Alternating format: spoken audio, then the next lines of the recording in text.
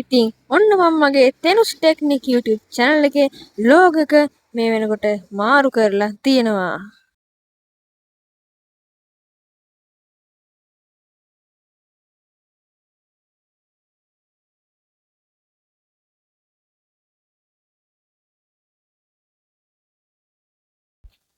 ඔන්න ඉතින් මම මගේ channel එකේ log එක වෙනස් කරලා තියෙනවා මේ වෙනකොට. ඉතින් ඔයාලටත් බලා ගන්න පුළුවන් මගේ log එක මේ වෙනකොට මොන වගේද කියලා. ඉතින් අපි YouTube එකට ගිහිල්ලාම බලමු මගේ YouTube channel එකේ log එක දැන් මොන වගේද කියලා.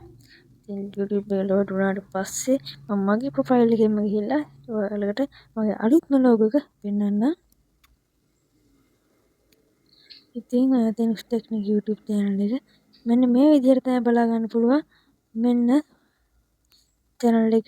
ඒ වගේම මෙන්න මගේ අලුත්ම logo එක. ඉතින් මේක මම Meta AI එකට කියලා තමයි නිර්මාණය කරගත්තේ. ඉතින් මගේ මේ අලුත් YouTube channel එකේ අලුත් logo එකේ ඉතින් හොඳ ප්‍රීමියම් quality එකක් බලා ගන්න පුළුවන්. මේ T අකුරෙත් පැත්තෙන් දිලිසෙනවා වගේ Meta AI එක මට නිර්මාණය කරලා දුන්නා. ඉතින් මේක නම් මගේ ඉස්සරහට ගොඩක්ම වැදගත් වෙයි මගේ logo එක. ඉතින් අපි දැන් බලමු මගේ පරණ logo එක මොන වගේද කියලා.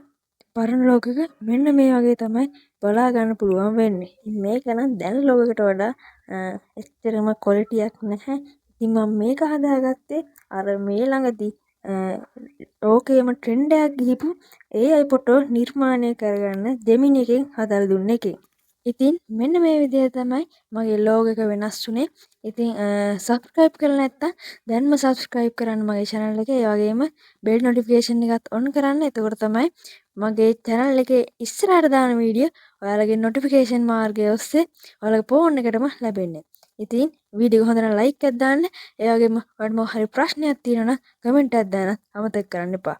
ඉතින් එහෙනම් මම තෙනුස් ටෙක්නික් සුබ දවසක්.